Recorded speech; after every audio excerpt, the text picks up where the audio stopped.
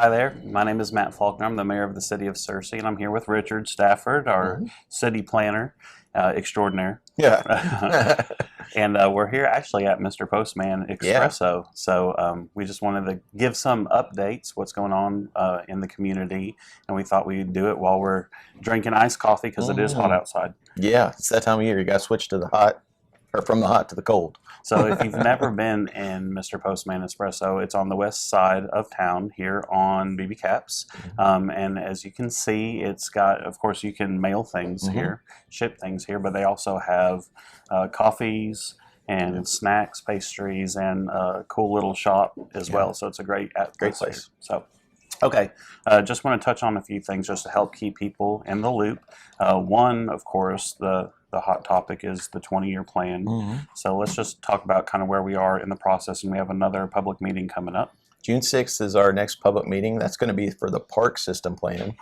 We just got done with our steering committees, which is kind of a little sneak peek for a select group of people that can help Craft and Toll fine-tune the presentation to the city. So you and I were a part of that, and it was really exciting. A lot of really, really exciting things to get to talk about that you all will be able to give input on.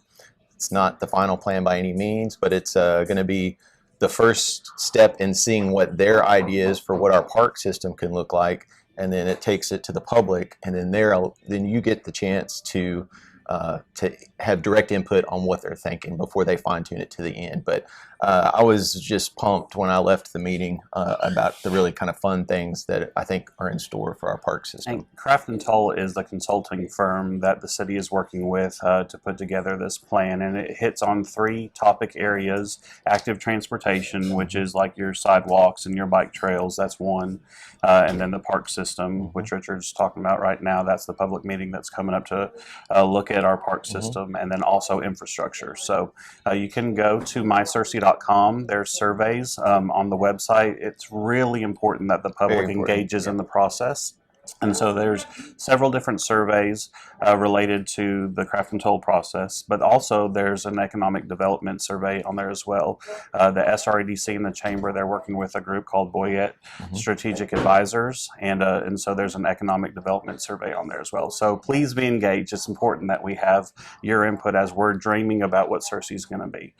So that's exciting. Make sure you make plans to come out to that public meeting on June 6th. Yep. Great. So let's talk a little bit about things that people will see around town. Right now, in the downtown area, you've probably noticed that the flower beds don't have a lot of flowers in them. So there's a reason for that. You want to kind of give an update? Yeah, so over the years, we've had a lot of issues with the sprinkler system that was put in initially. It was a drip system. You may have seen over the years some brown tubing kind of sticking out of those. So we had a really hard winter. A lot of the stuff that was in the beds had died, and so we thought it was maybe a good idea time to kind of start fresh. And so we pulled some of that stuff out, and we've done some investigating on whether or not we can convert that drip system into a normal pop-up spray system. Just found out recently we can, and we've hired a contractor to come in and start the work. So we've tried to put a little bit of signage out there just to let you know that it's in progress. There might be some parking lot or parking spaces that might not be available from time to time if a contractor's in there working, but right now they're going to convert that system into a normal pop-up system. And then after that's done, we'll come back in and replant. So hold on tight. It's going to get a lot better. It's kind of like when you clean out your house, right? Sometimes it gets worse before it gets better. So the whole point of is trying to maintain it, right? We want to maintain it to where it's beautiful all year round, and watering is so important, and that's been one of our struggles. And so this is hopefully going to take care of a lot of our maintenance issues in the future. So once we get it back and planted, it's going to remain just really beautiful and looking good all year round. So another thing with the downtown areas, we're looking at the sidewalk system. We understand that for one, it's not necessarily ADA compliant everywhere, and then also just the condition of the sidewalk. So we're currently evaluating that, and we're looking forward to improving that here in the near future. You want to kind of talk through that process? Yeah, so actually today was our first day. There's a local engineer that's also a property owner downtown. He's just really interested in it. He's volunteering some time with me, and we're going to walk the downtown, and we're going to assess each section of sidewalk per block, and then we'll get a rating system. Once we get finished, we'll have a a good priority list of number one, what's the most important, what's the easiest that we can construct, so it's something that's relatively easy and get done quickly. And then we'll have that kind of list with a heat map that'll kind of show those hot areas, and we can kind of slowly at a time maybe find funds through our regular budget on, improving each of those, starting with the worst and the ones that are in need of most, and then moving on to the ones that are not. So that kind of leads into just sidewalks in general. That's one of the top topics that we have heard from the public, and we identify as well. Just the condition and the connectability of Searcy through our sidewalk system. And so there's lots of opportunities for improvement in that area. And so one of the things you probably have noticed over the past few years is we've done a really good aggressive job on street overlays. And so looking forward to the next year or two, we're probably going to slow down on the street overlay program so that we have funds to invest into the sidewalk system. And there's a couple of sidewalks right now that we're looking at evaluating and doing some work on. Do you want to kind of talk about which ones those are? Well, first of all, we're still in a process with a grant cycle for a section of sidewalk from BB Caps to Arch Street on Ella, so over by the high school. There's a section that we've received a grant for. We're working with the highway department through that grant, and sometimes it's it's just a slow process It takes at times. a while, yeah. And a lot of it is just we're waiting on them. There's another grant exactly like that that's over near Riverview schools. It's on Poplar. It goes from the La Quinta side, or just the back of the new Casey's, all the way to Moore. So that's another grant one that we're waiting on the highway department to review plans and just that sort of thing. So those are in the works. And then we're also looking at feasibility and pricing to completely redo the sidewalks along Pleasure, both sides of Pleasure, from Spring Street, so Spring Park, all the way down to the BB Caps intersection. So it is one of those that came up as the kind of the top priority, top need from the community in the Craft and Toll survey that they did initially. So when they talked about sidewalks in our active transportation things, and what are the biggest needs, that was pretty much the top one that the community talked about the most. So we're going to try to tackle that one. We're also looking at potentially doing a sidewalk connection through Cloverdale, and that would be more or less from the school, elementary school there at Benton, to wrap around to BB Caps. And then we're still in a really good study of how to connect Harding campus safely, pedestrian, bicycle ways to the downtown area.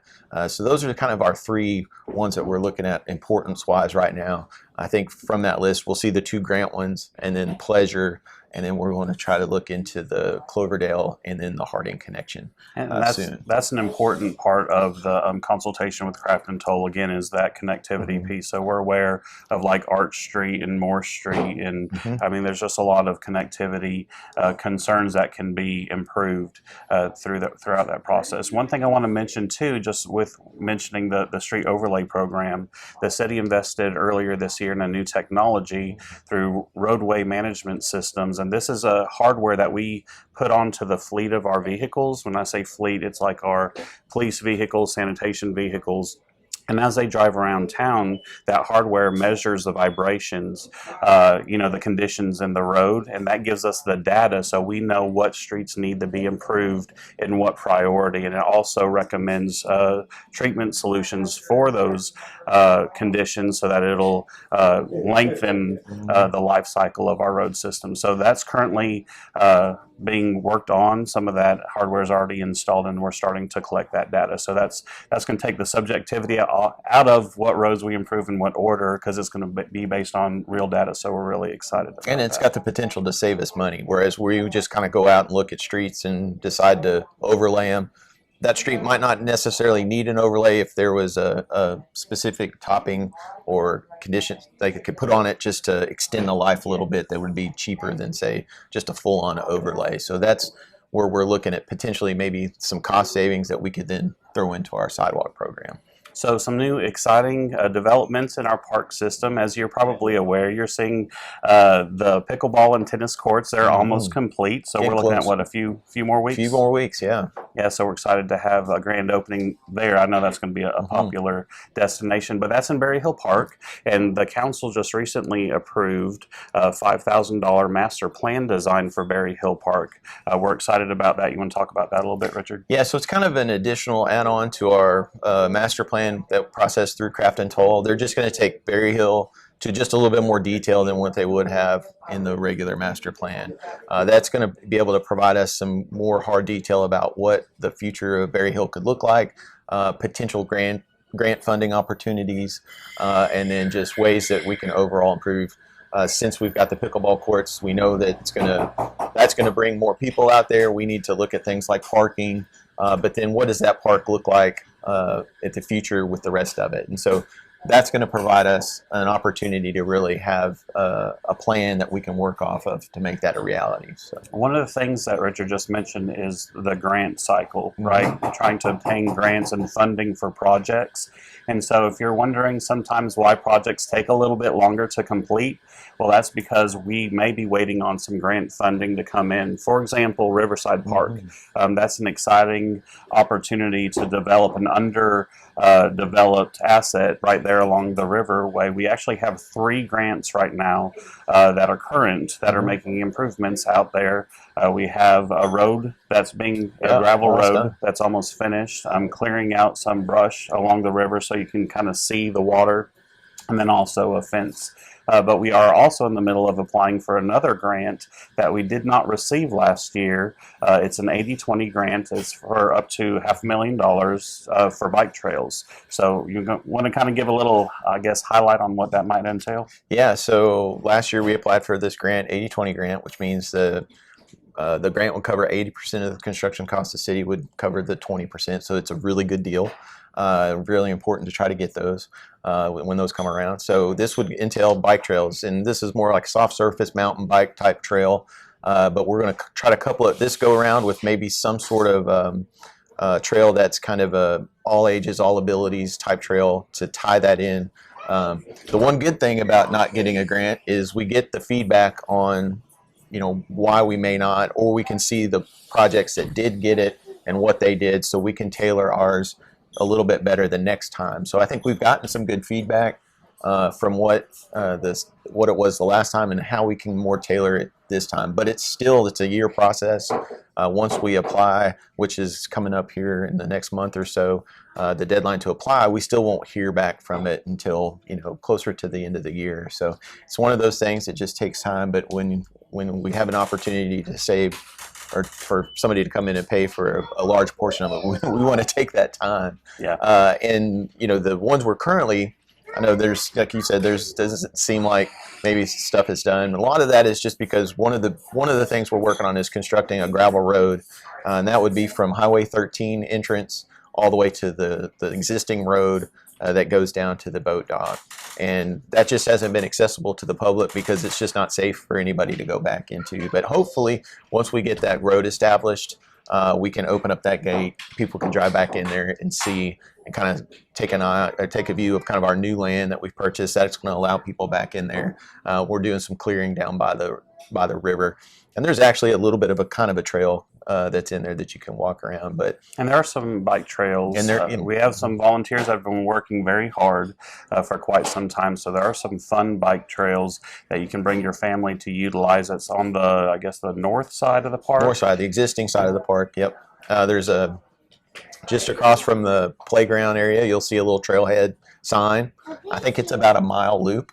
And I think it's a pretty simple little loop, kind of nothing too technical that people could ride. But yeah, go out there and enjoy it. And if you want to get involved in helping, we can get you involved with some of the volunteer groups out there to help if you're interested in that. So another exciting improvement to one of our parks is the Carmichael Center. Just earlier this year, the council approved putting a new roof on the Carmichael Center. It was in desperate need of a new roof. We were having some leakage issues, but that kind of spurred on what else can be done with this property. And we're fortunate that Richard has design capabilities here with the city, and so he designed a dog park as well as some additional amenities that the council just recently approved moving forward with. So let's talk about that. Yeah, so in the past we had talked about putting some outdoor basketball courts out at the Carmichael. We thought that would be a really good use for the space that's to the west, the big open field. There used to be a baseball field there a long time ago, but now it's just an open field. There's always been talk about that would be a great spot for the community for outdoor basketball courts. That's kind of a need. Yancey's basketball court is constantly packed. If you drive by it, you'll see that kids are out there playing a lot. And the one that's kind of out of town at the event center, there's still people that use it, but not as frequently as we would like. And that's just kind of because of the location. It's tough to get out there. A lot of these kids just want to be able to walk to it or ride their bikes to it. And so Carmichael, in the area that it's in, would provide a great spot for it. And then when the mayor and Mike Parsons and Will Walker with Parks, we went out and toured all the dog parks when we started looking at how other cities how they handle it, what their fencing looks like, what kind of material do they have on the ground. And we realized that a lot of it's in the shade. There were some out in the sun, but we just wanted to make it a lot more fun, which the ones that we liked had a lot more just neat amenities and just kind of a fun vibe to it. And so right around that time was when the Carmichael was having the issues with the roof. And there's some discussions about investing money into the Carmichael. What do we want to do? And so it just kind of hit us that, the Carmichael might be a great location because of its central location. We have all the property to the south that's in the woods there, goes to the creek. There's quite a bit of land back there. Why not put the dog park there? So we will move forward with some design to see if looking at the size and the space would fit. And then so I drew up, like Matt said, I drew up the dog park, and then I went ahead with some of the talks we had previously to show the basketball courts and some additional parking. And the council really liked it. They liked not only the dog park, but they really liked the basketball idea and the idea of adding that parking that would serve the dog park, but then also serve that basketball court as well. So that's kind of where we're at right now, as far as there's a balance, because we're smack dab in the middle of this 20-year planning process, and we're hearing feedback from the public on what is important to them. And so we're trying to make sure that we're making steps forward in what we're hearing from the public while we're also waiting for the final rollout of the overall plan.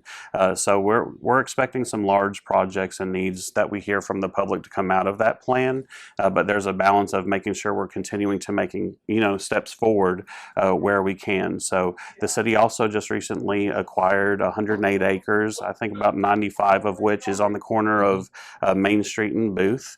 So we're excited about that, what the future potential of that is, and there's lots of ideas that could be used for. And then also with our current sportsplex, we recognize the needs for improvements out there. So there's just that balance of what improvements do we make at our current facilities while we're waiting to see what maybe future that land usage could be used for. If we're going to relocate possibly sport fields out there, we want to make improvements to our current facilities, but do it in a responsible way while we're waiting to see what the future plans are. So, all right, well, I think that hits some of the highlights. Always in the comments, if you have questions or things that you want to know about, we just want to try to keep the community up to date. So feel free to leave some questions for us. And I guess we'll probably do this again at some point in the future in another location. So always support local. Come out here to Mr. Postman and try the iced coffee, or get yourself something to eat, or a cool t-shirt. And we appreciate you hanging in there with us, and we'll be back soon. Thank you.